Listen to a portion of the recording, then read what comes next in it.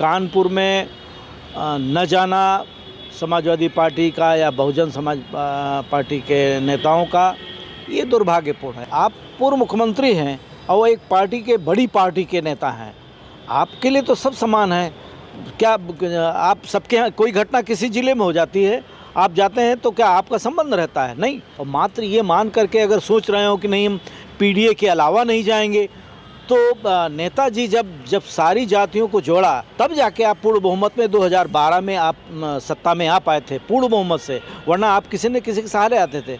आप ये सोच रहे हैं कि पीडीए ने 2024 में हम कामयाब हो गए हैं, 2027 में हो जाएंगे। अगर इस तरीके का आप वैमनस्य वाली या आप न जानने वाली बात करेंगे तो समाजवादी पार्टी को इसको नुकसान ही उठाना पड़ेगा। देखिए, बसपा में मायावती तो कहीं जाती नहीं, ये तो आप बेहतर तरीके से समझते, वो कहीं नहीं भी जाती हैं। कल को मान लिया युद्ध हो गया, हमारे शहीद जवान आने लगे, आप कहेंगे कि ये ब्राह्मण है या ठाकुर है, किसी हमारे पीडीए का नहीं है, तो आप उसको श्रद्धांजलि आपके लोग नहीं देंगे? तो ये कैसी राजनीति है? इसमें तो उनका अहित हो रहा है। जम्मू कश्मीर के पहलगाम घाटी में हुए आतंकी हमले में कानपुर के शुभम द्विवेदी की मौत हो गई थी। शुभम द्विवेदी के घर उत्तर प्रदेश के मुख्यमंत्री योगी आदित्यनाथ समेत तमाम सारे पार्टी के पदाधिकारी, नेता और सरकार के मंत्री शुभम के घर कानपुर पहुँचे, लेकिन सपा और बसपा का कोई नेता उनके घर नहीं पहुंचा। इसको लेकर के भारतीय जनता पार्टी एक बड़ा सवाल खड़ा कर रही है और आज ये बात करने के लिए इसलिए हम मौजूद हैं यहाँ पर क्योंकि राहुल गांधी आज शुभम द्विवेदी के घर मिलने जा रहे हैं। हमारे साथ बात करने के लिए वरिष्ठ पत्रकार शिवसेना जी हैं। सर, कैसे देखते हैं शुभम द्विवेदी को लेकर के जो एक सियासत शुरू हो गई है? पहलगाम में जो हमला हुआ उसमें शुभम द्विवेदी की मौत हुई थी। देखो, एक तो पहलगाम की जो दुखद घटना हुई, इसको लेकर इस देश में या कहीं भी राजनीति नहीं होनी चाहिए। और जो लोग राजनीति कर रहे हैं वो गलत कर रहे हैं, और वो ये दर्शाता भी है कि आप में कोई कमी है।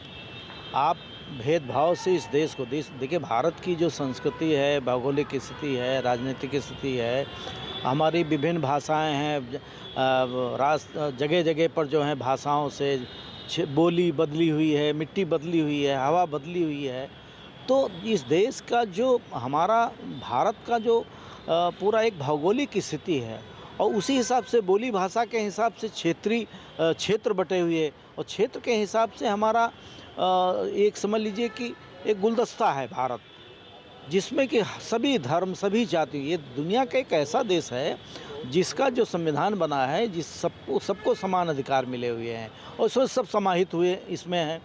तो ऐसे में अगर जब देश की बात आती है, राष्ट्र प्रेम की बात आएगी, जब भारत पाकिस्तान का आज इतना द्वंद्व उस घटना को, पहलगाम की घटना को लेकर के है, लोगों में आक्रोश है, लोगों में क्रोध है, और इवन सदियों मतलब कम से कम 30-35 साल बाद पूरे जम्मू कश्मीर में आतंकवादियों के खिलाफ कश्मीरियों ने खुद मशाल जुलूस निकाला, खुद मोमबत्ती जला करके विरोध दर्ज कराया।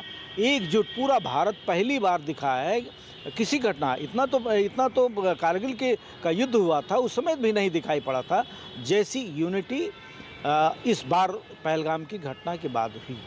ऐसे में कानपुर में न जाना समाजवादी पार्टी का या बहुजन समाज पार्टी के नेताओं का, ये दुर्भाग्यपूर्ण है। ऐसा नहीं होना चाहिए। आज जैसे कि कांग्रेस के नेता और नेता प्रतिपक्ष पार्लियामेंट में राहुल गांधी पहुंच रहे हैं, तो अब इसके पहले मुख्यमंत्री योगी आदित्यनाथ भी गए, उनके भाजपा के प्रदेश अध्यक्ष भूपेंद्र चौधरी भी गए।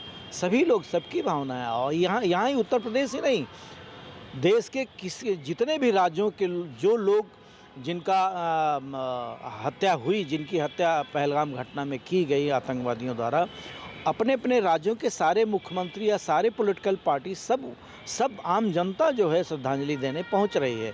तो ऐसे में जाना चाहिए। आपको याद होगा कि कारगिल का युद्ध हुआ और जब हमारे शहीद आने लगे, उनकी डेड बॉडी आने लगी, और गांव-गांव, जिले-जिले, राज्य पूरे देश में हाहाकार और श्रद्धांजलि सभा, सभी बढ़ चढ़ करके एक मतलब गुस्सा, पाकिस्तान के खिलाफ गुस्सा। जब पूरा देश गुस्से में है पाकिस्तान से, तो आप राजनीति इसमें करें, इसका कोई औचित्य नहीं बनता है। अच्छा, क्यों नहीं जा रही बसपा सपा, क्यों नहीं जा रही आपको लगता है? क्यों ये अखिलेश यादव ने कहा कि शुभम से हमारा परिवार से उनका कोई वास्ता नहीं है? नहीं, वास्ता तो ये गलत बोल रहे हैं, उनको ये नहीं बोलना चाहिए। तो वास्ता तो अब आप उत्तर प्रदेश के पूर्व मुख्यमंत्री हैं और इन्हीं की जगह पे नेताजी मुलायम सिंह यादव मुख्यमंत्री थे या नहीं थे, या पार्टी ही चला रहे थे, लेकिन कहीं कोई जात भेदभाव का उन्होंने नहीं रखा। भाई, आप पूर्व मुख्यमंत्री हैं और वो एक पार्टी के, बड़ी पार्टी के नेता हैं, आपके लिए तो सब समान है। क्या आप सबके यहाँ कोई घटना किसी ज़िले में हो जाती है, आप जाते हैं तो क्या आपका संबंध रहता है? नहीं, आप राजनीतिक व्यक्ति हैं। राजनीतिक लोकतंत्र में राजनीतिक व्यक्तियों से, नेताओं से ये पूरी आम जनता उम्मीद रखती है, समाज उम्मीद रखता है कि आप हमारे सुख दुख में खड़े हों, और खड़े होना चाहिए। और मात्र ये मान करके अगर सोच रहे हो कि नहीं हम पीडीए के अलावा नहीं जाएंगे, तो नेताजी जब सारी जातियों को जोड़ा 2010-11 में, इवन पोटा को लेकर के राजा रघुराज प्रताप सिंह को बहन मायावती ने जेल में ठूंसा, उसकी लड़ाई समाजवादी पार्टी के लोगों ने क्षत्रिय संगठनों के साथ मिल के लड़ी।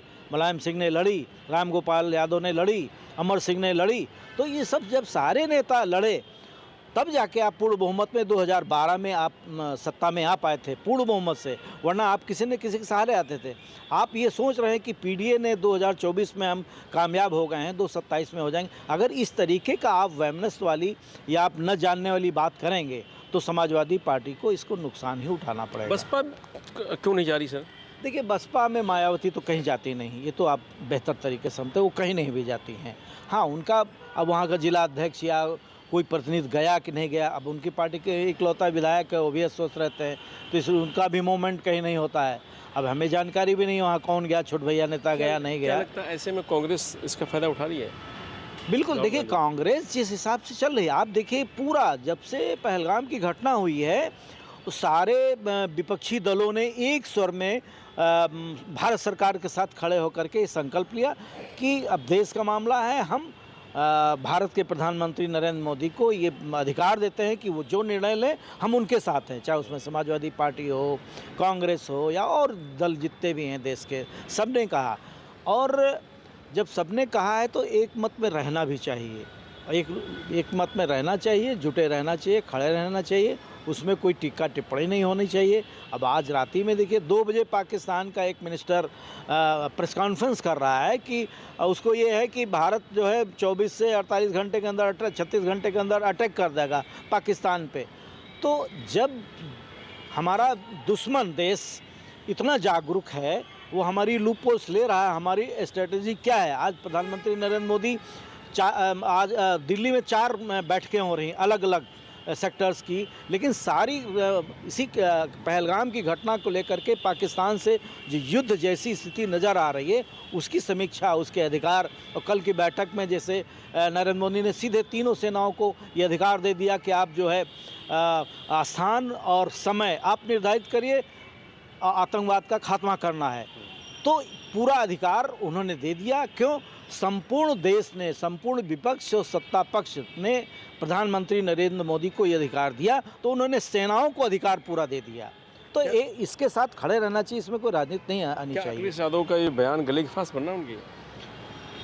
अब देखिए, अब अभी तो देखिए युद्ध जैसी संभावनाएं दिख रही हैं, और युद्ध अगर छिड़ता है और घटनाएं हों, कल को मान लिया युद्ध हो गया और हमारे शहीद जवान आने लगे, आप कहेंगे कि ये ब्राह्मण है या ठाकुर है, किसी हमारे पीडीए का नहीं है, तो आप उसको श्रद्धांजलि आपके लोग नहीं देंगे, तो ये कैसी राजनीति है? इसमें तो उनका अहित हो रहा है। उनको उनके जो सलाहकार हैं, अखिलेश के जो सलाहकार वर्तमान में होंगे, जो भी हैं, आई डोंट नो कौन है, उनको कम से कम अपने नेता को सही राय देना चाहिए। तो शुभम द्विवेदी को लेकर के जिस तरीके से समाजवादी पार्टी और बीएसपी वहां ना जा करके, और उसका भारतीय जनता पार्टी जो एक बड़ा मुद्दा बना रही है, और राहुल गांधी आज उसके घर पहुंच रहे हैं, तो कहीं ना कहीं इसका जो फ़ायदा है वो राहुल गांधी को मिलता हुआ दिखाई दे रहा है। समाजवादी पार्टी को इस तरीके की बातें नहीं करनी चाहिए थी, ये कहना है शिवशरण जी का, क्योंकि इससे सिर्फ पीडीए की बात करना समाजवादी पार्टी के लिए हित में नहीं है। मैं रजीश यादव, लोकमत हिंदी, लखनऊ।